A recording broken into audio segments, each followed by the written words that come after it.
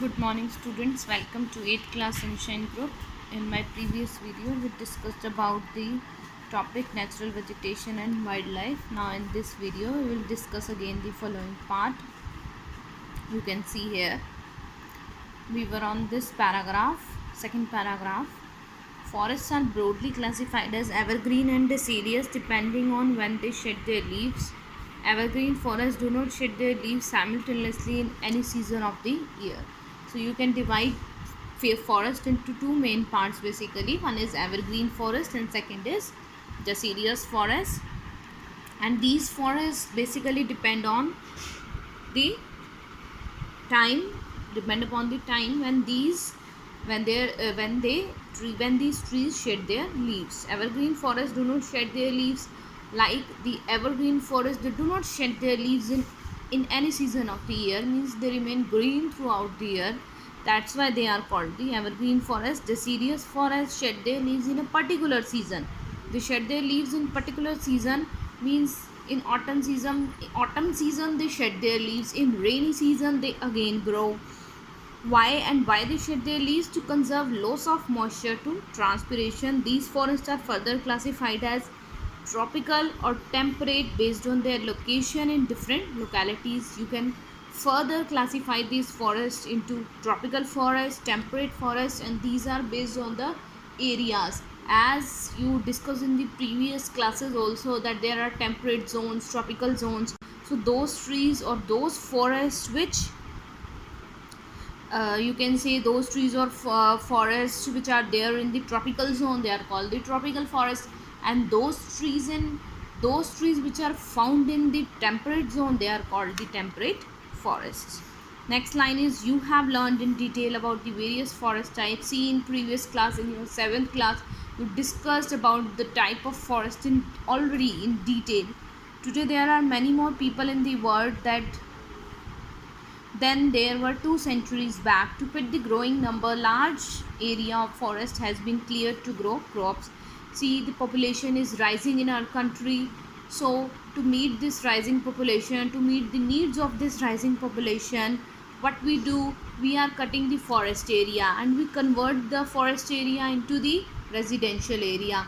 And what we do, we cut the forest and we start growing crops over there.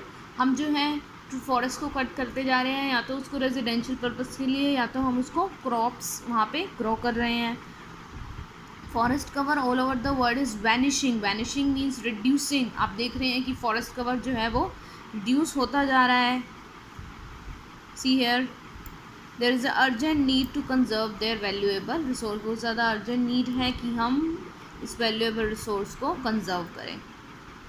C next now, conservation of natural vegetation and wildlife. So this is, as we all know, forests are very important to us.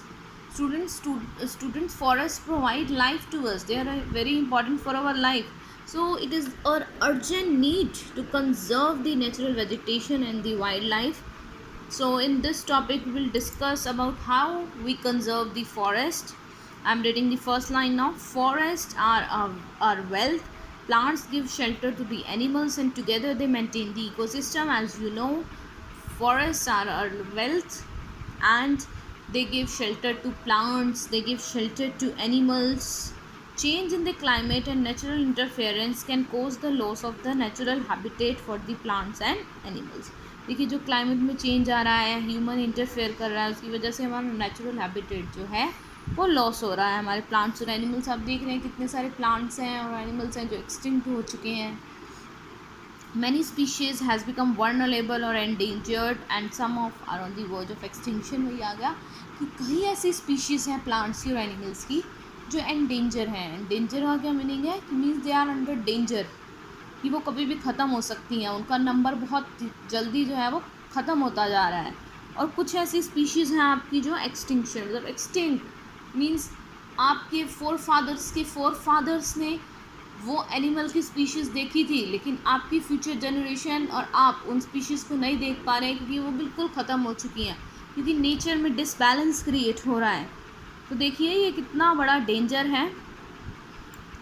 Deforestation, soil erosion, constructional activities, forest fire, tsunami and landslide are some of the human made and natural factors. देखिए ये आपके human made यानी कि हम humans की वजह से जो रीज़न है बेसिकली इसका वो है deforestation, soil erosion, construction activities. हम ज़्यादा से ज़्यादा पेड़ काट रहे हैं, ज़्यादा सॉइल में जो है पेस्टिसाइड्स का यूज़ करके उसे ख़राब कर रहे हैं, ज़्यादा एरिया कंस्ट्रक्शन करते जा रहे हैं, फॉरेस्ट में आग आग लग रही है। जैसे अभी हमने रिसेंट पढ़ा 2-3 मंथ्स पहले कैसे अमेज़ॉन आपका जो फॉरेस्ट है उसमें इतनी ज़्यादा फायर आ गई थी, सुनामी। वो रीज़न जो होता है फॉरेस्ट फायर का होता है वहाँ का टेम्परेचर बहुत ज़्यादा इंक्रीज़ हो जाना, tsunami, landslides, this are the human और नेचुरल फैक्टर्स भी हैं टुगेदर एक्सेलरेट। ये रीज़न है जिसकी वजह से कई स्पीशीज़ जो है वो एक्सटिंक्ट यानी कि ख़त्म हो चुकी हैं।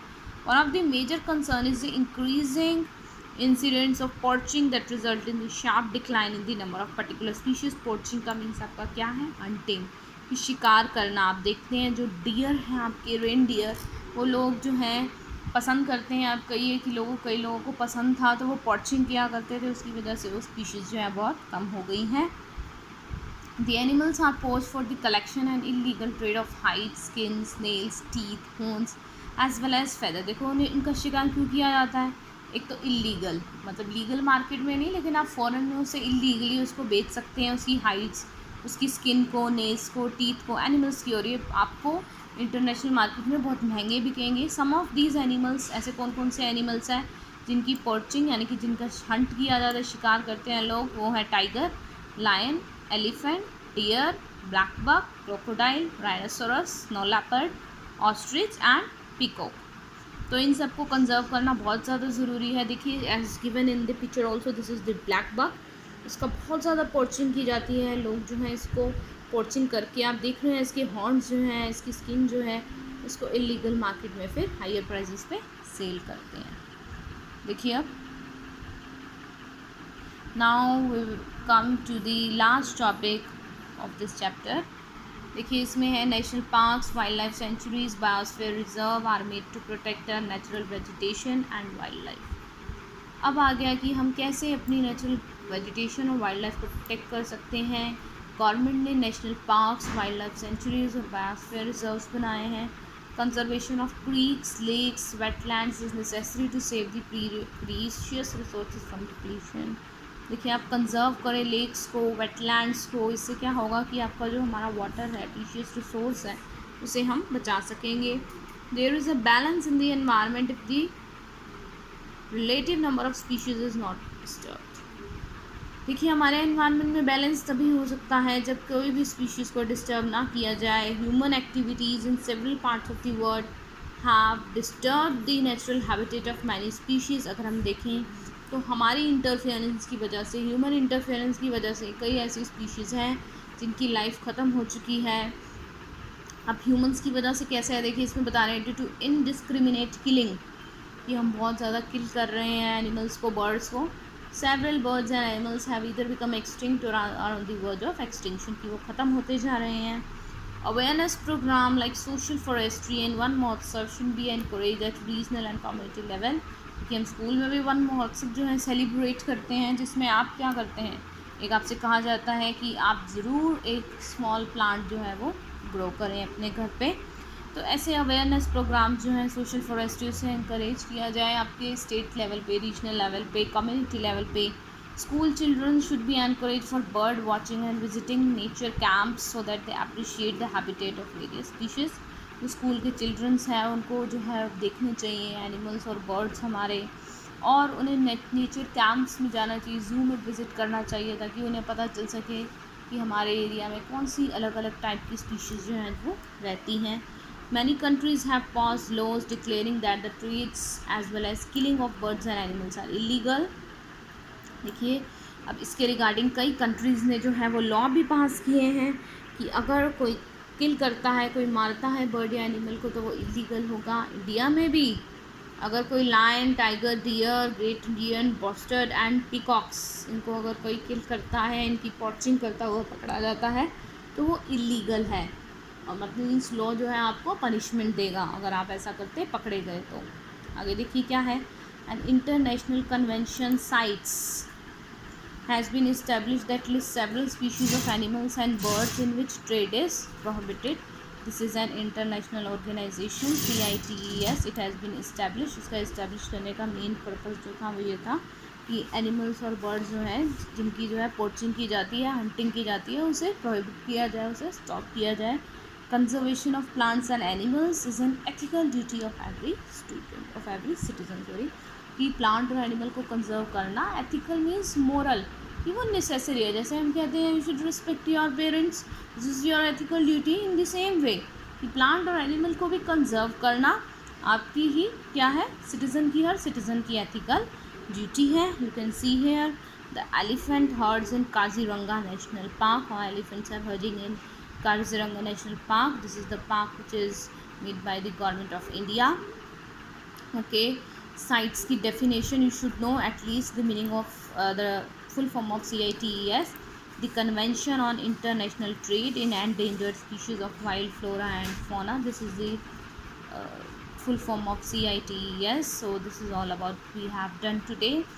Okay, now we complete this chapter. In my next video we will discuss, as shown in the video also, we will discuss the NCERT question answers.